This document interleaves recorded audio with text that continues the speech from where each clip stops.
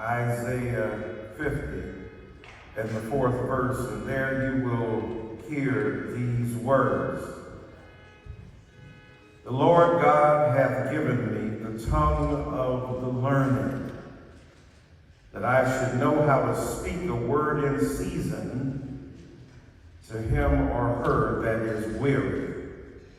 He waketh by morning, he waketh mine ear to hear as the learner. Bless you, my friend. So, in thinking of Dr. Hare's life, I want to reflect on the tongue of the learned. Now, we're living in a culture that is deeply and profoundly anti-intellectual. Now, lest you believe I'm joining Ron DeSantis and that ilk of political figure who has targeted Black and brown and Latino and Latinx and Asian and gay and lesbian and transgender and bisexual folk, that ain't it. Richard Hofstadter wrote a magnificent book in 1963, Anti-Intellectualism in America. He wasn't talking about us, the aforementioned. He was talking about the choice in part of Dwight Eisenhower over Adlai Stevenson. That America would rather have bravado and a kind of curious militarism than a statesman who was capable of articulating ideas that would lead the democracy forward. Now, if I had more time, I'd break that down. You see the parallel. I ain't got to tell you about the orange apparition we are confronting right now.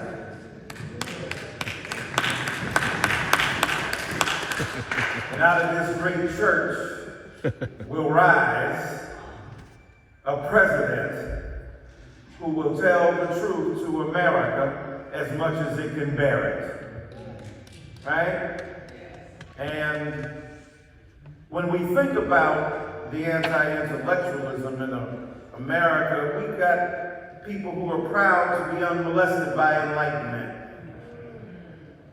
And they in office and they saying stuff and they're insulting people and they're beaten down, but Dr. Hare grew up in a culture that gave him an appreciation for intelligence.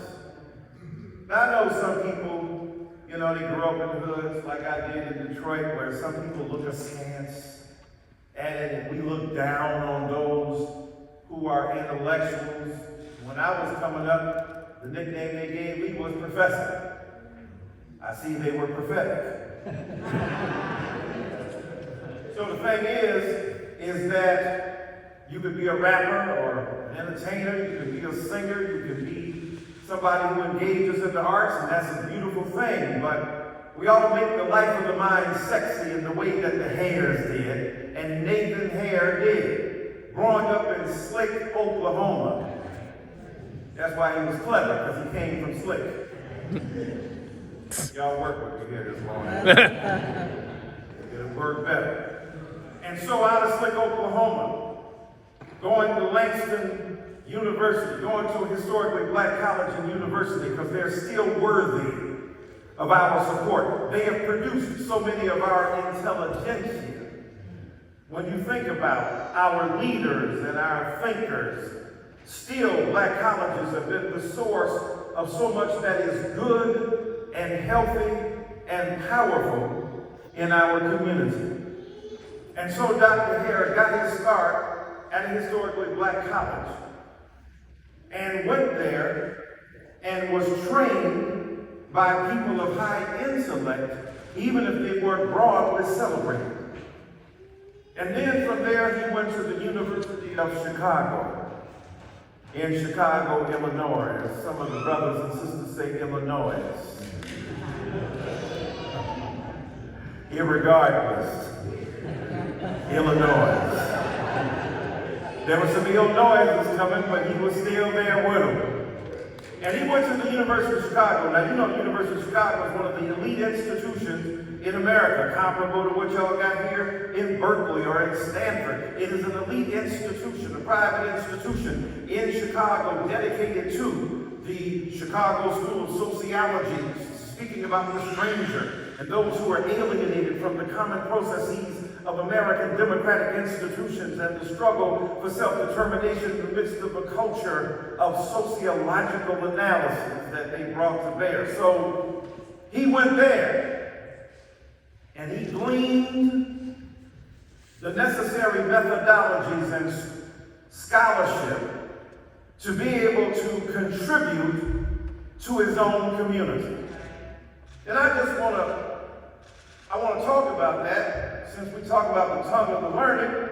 Ain't no harm in doing serious intellectual work. They got a thing out here now called Project 2025. That ain't made up of a bunch of Kid Rocks, a bunch of Miley Cyruses. No disrespect to Miley Cyrus. That's made up of thinkers, right? And some of our places we go, all you gonna do, sit around and talk? That's all they doing, is sit around talking, thinking, creating strategies and agendas to subvert democracy. Right. So we need intellectuals. We need thinkers. We need people who are willing to contribute their cerebral acuity to fashioning projects and ideas that will help liberate and emancipate black people. Hello.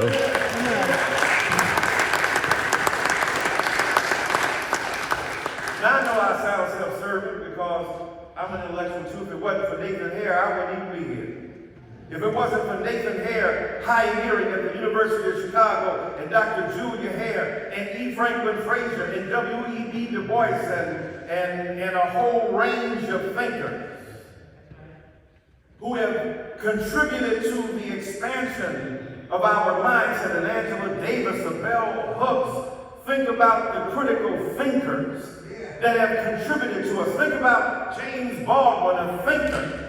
God gave Noah the rainbow sign, no more water the fire next time. Think about Dr. Hare writing about black Anglo-Saxons, looking at the black bourgeoisie and the infrastructure of middle-class existence and trying to demythologize and deconstruct some of the habits and dispositions, the inclinations of that particular strata that he studied. Ain't no harm in doing that. Because we need it right now. And Dr. Hare had the tongue of the learned. Yes, maybe some speech impediment that was characteristic of his own upbringing, but that mind so sharp, that scholarly engagement so sophisticated.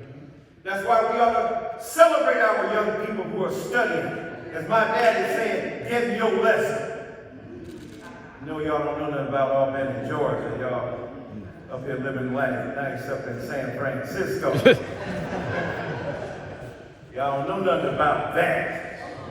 About the dirty. I grew up in Detroit, up south. Mama from Alabama, daddy from Georgia.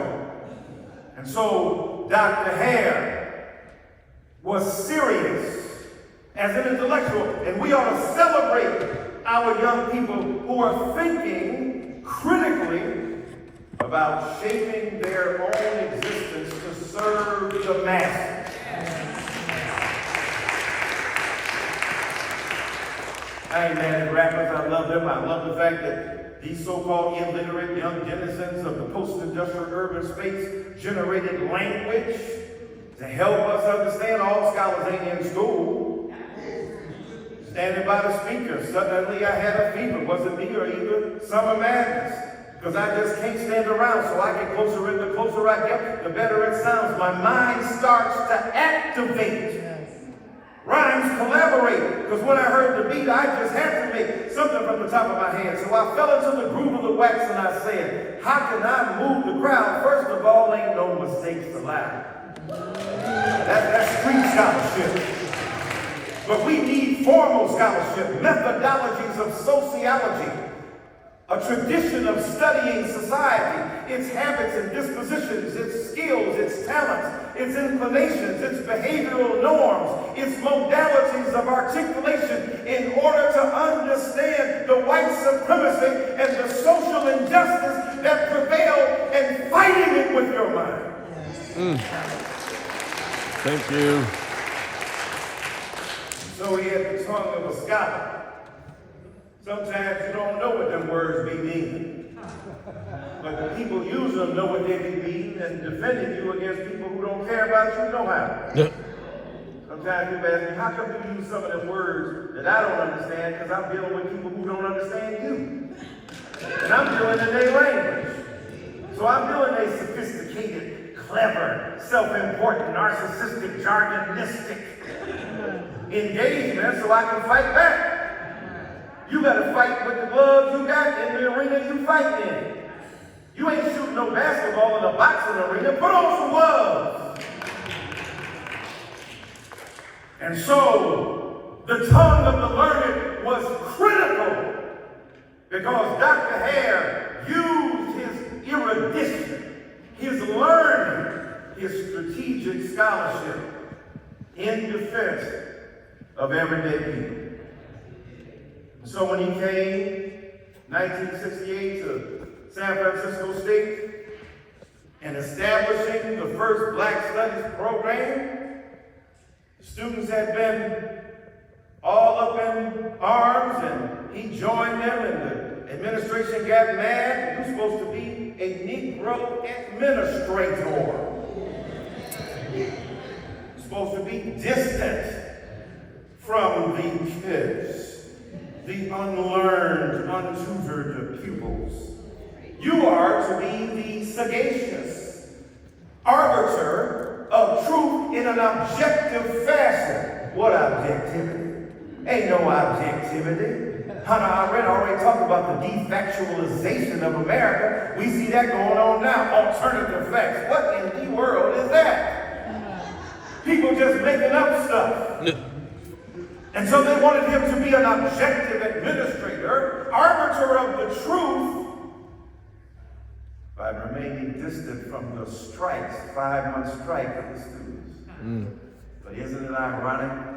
The very demands of the students created the opportunity for an academic discipline to come into existence.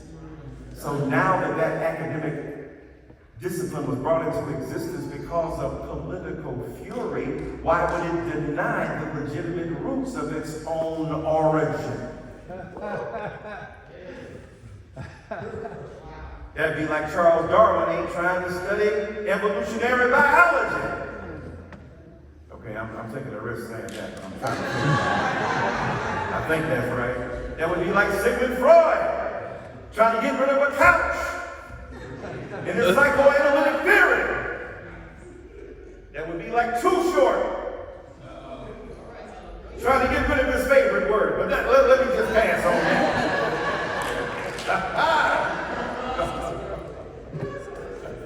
So now, Dr. Hare is at San Francisco State. 1968, the year Martin Luther King Jr. was assassinated. The year Robert Kennedy was assassinated. And within that arena, as Dr. Tasco spoke about it, of the death of Medgar and Martin and Malcolm, this season, as she said, of assassinations, out of the hurt, the bruising, anger, and grief came a man bearing his books. And they thought those books weren't going to be a weapon, but they were. And how you going to ask him, or as the brothers and sisters say, ask him, to separate his intellectual pedigree from his fundamental existential commitment.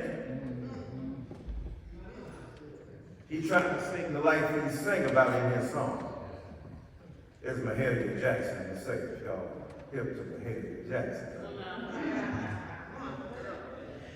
Pushing the postmark might not know the hell. And so, yes, Chicago. And so Dr. Hare was accosted by the administration because he dared identify with the students.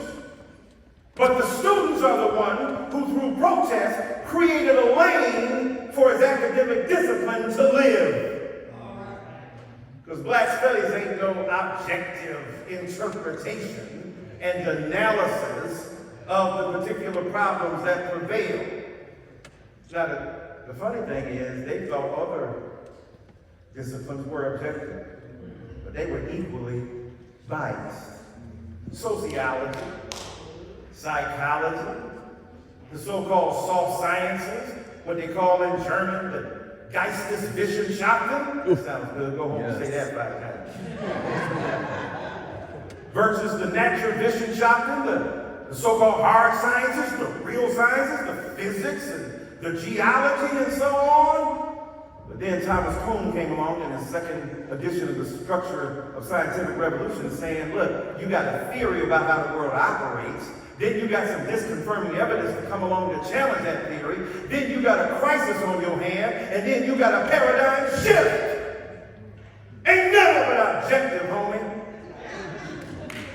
All of it is imbued with fragile relationships to a so-called objective truth that is constantly being reimagined by people who understand that ain't no such a thing as strict objectivity divorced from the implication and the coloring and the bias of where you stand in society.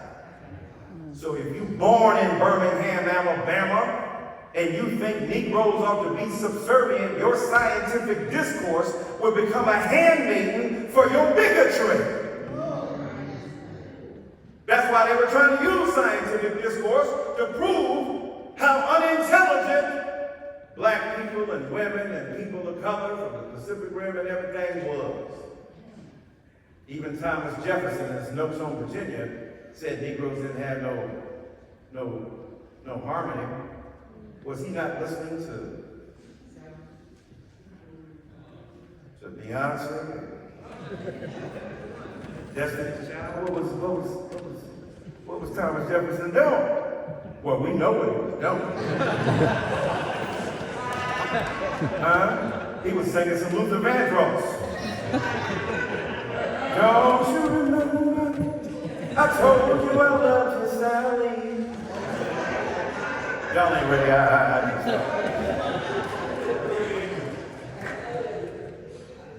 Thomas Jefferson says we lacked capacity for rational and objective engagement. And yet here was a man who owns human beings. Where's the scientific justification for that? Well, science became a handmaiden for that bigotry and bias, and they used their scientific discourse to justify their bigotry. And so Dr. Nathan Hare demythologized that, deconstructed that, challenged the notion that intellectual pursuits were divorced from existential and political and social movement. And he did it with his brain. I'm going to keep on saying, the tongue of the learned. I'll be going to some of these black institutions and be saying, what y'all doing? What's all these eggheads? We might be eggheads, but when you crack us open, we can scramble some deep ideas. Egg scramble. Work like that. So Dr. Hare was at San Francisco State. He got mad because he identified with the students, but don't get it twisted. He was criticized both by a white administration and some black students who thought he wasn't radical enough. You get caught in that. People try to out-radicalize you. I'm better than you. Look, we in the same boat, homie. We all getting hit. Now, we ain't talking about a person on the Supreme Court who's engaging in nefarious beliefs meant to undermine his people. I ain't gonna mention no names. You know, one of my favorite singers was Clarence Carter. That's it. Here you are on the Supreme Court, your wife wilding out, sending text messages to people who are trying to undermine democracy, and you say you don't want to be a beneficiary of white noblesse oblige and white patronage. How about that 287,000 RV you got, homie? How about your grand nephew getting the hookup? How about them billionaires taking care of you? That ain't part of the eulogy, just a little extra part. So Dr. Hare understood that he was being squeezed between condescending reproach from an administration and sometimes from those who felt on the ground he wasn't radical enough. He was a scholar trying to be a bit more serious about the means and methods of academic intervention in order to justify and legitimate the validity of your academic pursuit as well as it's being used as a weapon of self-defense. Just gotta say that. Just gotta tell that truth unapologetically for the brains and the tongue of the learner. Then they kicked him out. 69, he was gone. The reason was, well, he had identified with the students and participated in the strikes. Because even though the students were being critical, he went out there and joined them. Because he didn't think knowledge should be warehoused in academic warehouses that were divorced from the local flora and fauna of human beings. So he went on with his wife, established a think tank, writing books, thinking seriously and critically about the world, because the tongue of the learned is necessary. Black studies at San Francisco State was seen by the administration as something that was curiously unintellectual. This is a bunch of politics, it's not serious scholarship. So they were worried about it. That's what they're doing out here in Georgia, but especially down in Florida, where they're trying to ban black books. They want to ban black books because they're trying to ban black brains. They want to ban black bodies. They don't want you to know what really went down. And Dr. Hare was part of the documentation of the vicious onslaught against a vulnerable but viable black ego, black mindset, and black intellectual formation. He was serious about using words to defend vulnerable black people. And you see these assaults they got going on today. Look what a predecessor we had in him. Look how he was a forerunner. He already understood back in '68 what we're dealing with now in 2024. We got these bigoted believers, these horrible politicians who are trying to keep you from learning about what went on in the 60s and even as back as slavery, far back as slavery. They try to make like it was a luxury ride on a cruiser. We ain't came on here on the same ships. And so Dr. Hare were serious about documenting our struggles, the implications on our psyche, the psychological devastation delivered to us, the choices we made in mates. They wrote about that. They wrote about what it meant to be black and then established a magazine, The Black Scholar. In its name, letting you know it privileged and prioritized black scholarship. That's still important.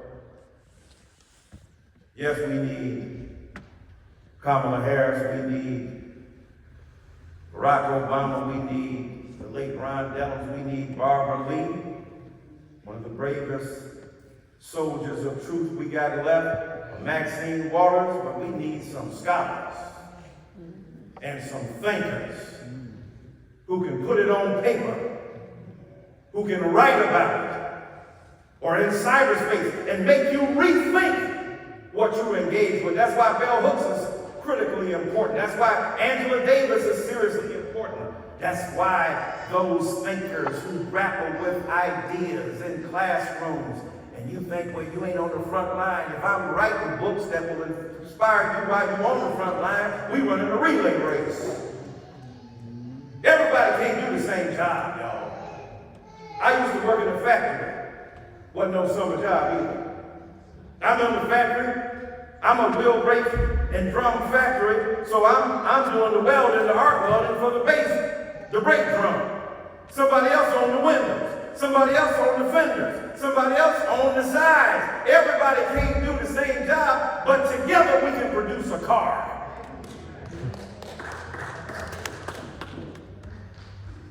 I'm trying to remind you that Dr. Hare made the life of the mind attractive.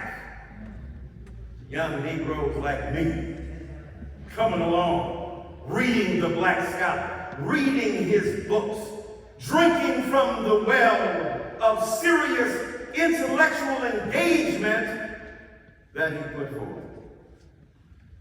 We got to respect the tongue of the learned. I mentioned already Project 2025, what you think they do? They coming up with schemes and statistics and ideas that are going to challenge your livelihood. And then Dr. Hare helped us understand with the tongue of the learned how we could challenge the United States of amnesia. Yes. Gore Vidal talked about living in the United States of amnesia. And I would say Barbra Streisand is supplying the theme song. Some of y'all old enough to know who Barbra Streisand is. Remember she had that song, Memories? Gladys Knight did a heck of a remake, though, I gotta tell you. Could it be? Come on, y'all don't know. But Barbara said, the two brilliant songwriters who wrote it, was too painful to remember. We simply choose To forget. to forget. Yes. And America is in an extended period of amnesia. And Dr. Hare, Dr. G. and Dr. Hare was about challenging the amnesia with dangerous memory. Yes. Reminding us where we came from. America tried to act like it got here without the labor of black and brown people and of the Pacific Rim. They act like they laid those railroad tracks by themselves. Act like they built these institutions by themselves. We are seriously integral to the formation of American democracy. Black history is American history. Thank you, President Biden, for reminding us of that. So we all be putting old people out of their jobs. See what you want. That old white man did more for Negroes than any president since LBJ. Hello. I'm just letting you know. I ain't talking about LeBron James, so that's not the LBJ. He over in the Olympics right now about to try to get the medal. So the thing is that they're trying to enforce that amnesia, but Dr. Hare was about the kingdom of dangerous memory. This country is built on the blood of black people, the labor of brown and Asian brothers and sisters. Then we got expanded out to all the others who got dissed in America. That's why, we can't afford the luxury of dissing somebody. I'm black and I know about my oppression, but I don't care about you as a gay person.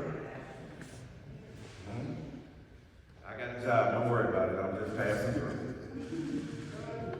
You got to deal with every minoritized tradition that's getting dissed. And if those same people who are subject to white supremacy are dissing other people, chances are you got more in common with them than you got with the white supremacists. The white supremacists are devastatingly accurate in their assessment that the nation, a part of it, may be ready to reinforce and to revive a vicious hatred of the other. But Dr. Hare taught us that you can use your mind as a weapon of liberation. George Clinton, some of y'all might have heard of George Clinton. George Clinton said, free your mind and your behind will follow. I know some of y'all dance to that. Never learn to swim. Yeah. I'm sorry, y'all are all stuck up. But anyway,